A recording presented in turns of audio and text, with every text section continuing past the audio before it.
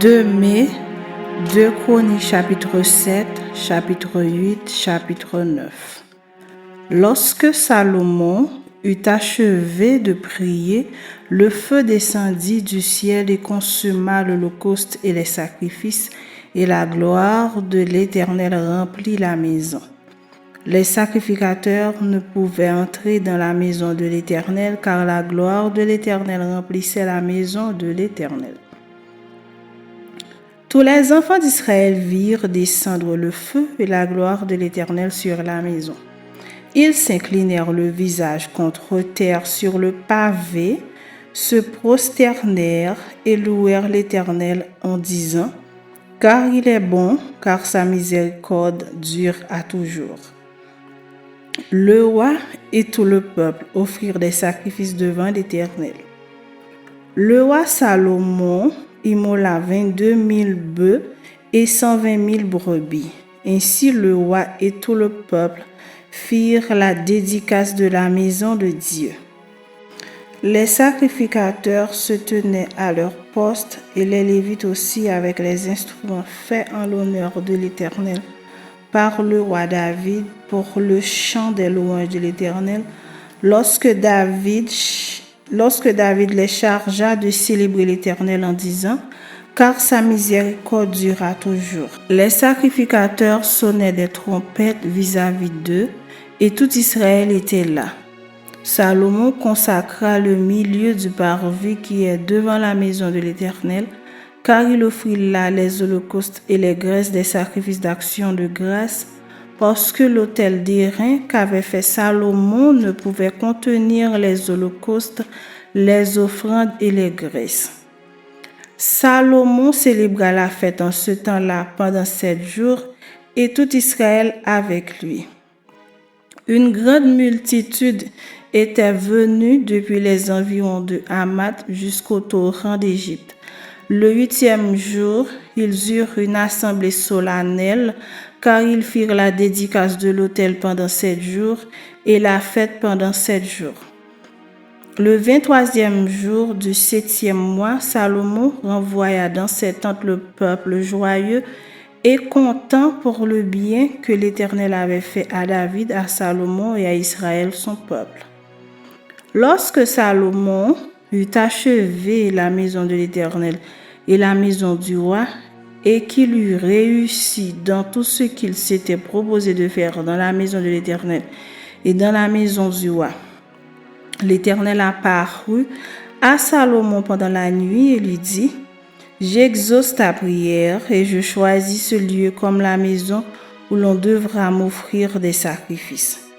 Quand je fermerai le ciel et qu'il n'y aura point de pluie, quand j'ordonnerai aux sauterelles de consumer le pays, quand j'enverrai la peste parmi mon peuple, si mon peuple, sur qui est invoqué mon nom, s'humilie, prie et cherche ma face, et s'il se détourne de ses mauvaises voies, je l'exaucerai des cieux, je lui pardonnerai son péché et je guérirai son pays.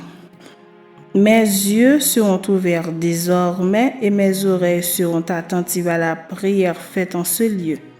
Maintenant, je choisis et je sanctifie cette maison pour que mon nom y réside à jamais, et j'aurai toujours là mes yeux et mon cœur.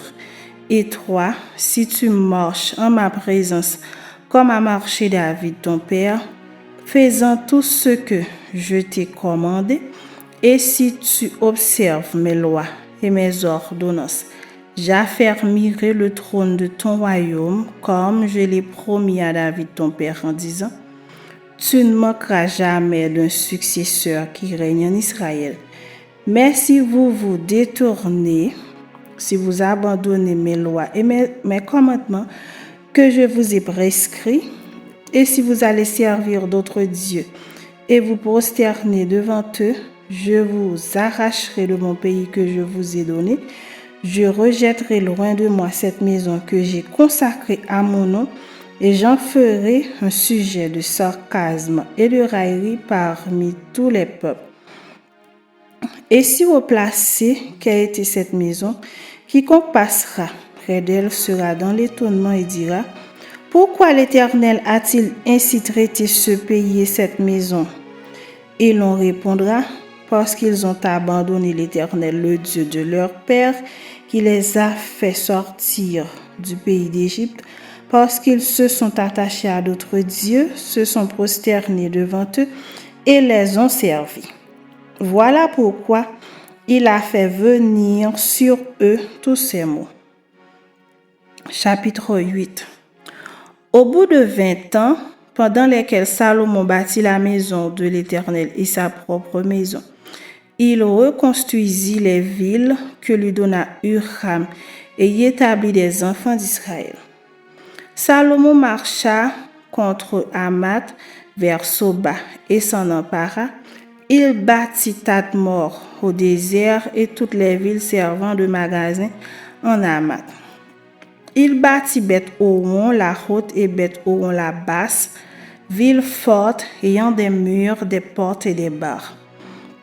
Baalat et toutes les villes servant de magasins et lui appartenant, toutes les villes pour les chars, les villes pour la cavalerie, et tout ce qu'il plut à Salomon de bâtir à Jérusalem, au Liban et dans tout le pays dont il était le souverain.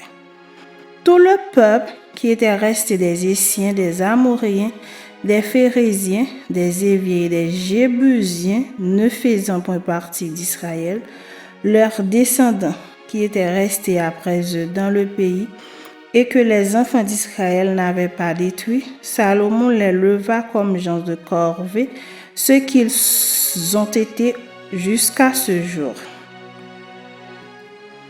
Salomon n'employa comme esclaves pour ses travaux aucun des enfants d'Israël, car ils étaient des hommes de guerre, ses chefs, ses officiers, les commandants de ses chars et de sa cavalerie. Les chefs placés par le roi Salomon à la tête du peuple et chargés de le surveiller étaient au nombre de 250.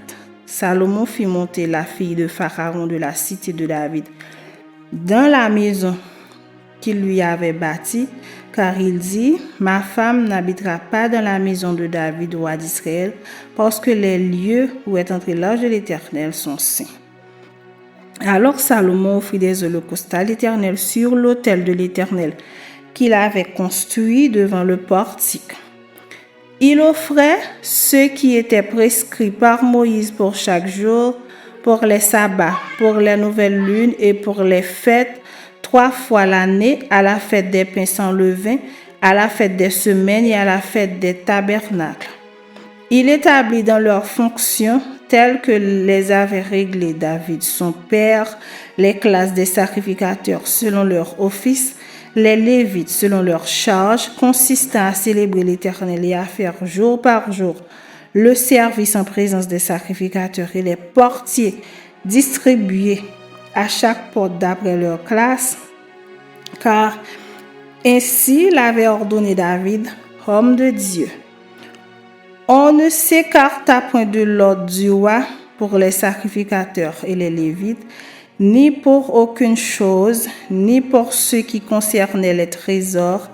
Ainsi fut dirigée toute l'œuvre de Salomon jusqu'au jour où la maison de l'Éternel fut fondée et jusqu'à celui où elle fut terminée. La maison de l'Éternel fut donc achevée. Salomon partit alors pour Etzjon-Guéber et pour Élot sur les bords de la mer dans le pays d'Édom. Et Huram lui envoya par ses serviteurs des navires et des serviteurs connaissant la mer. Ils allèrent avec les serviteurs de Salomon à Ophir et ils y prirent 450 talents d'or qu'ils apportèrent au roi Salomon. Chapitre 9. La reine de Séba apprit la renommée de Salomon et elle vint à Jérusalem pour l'éprouver par des énigmes. Elle avait une suite fort nombreuse et des chameaux portant des aromates, de l'or en grande quantité et des pierres précieuses. Elle se rendit auprès de Salomon et elle lui dit tout ce qu'elle avait dans le cœur.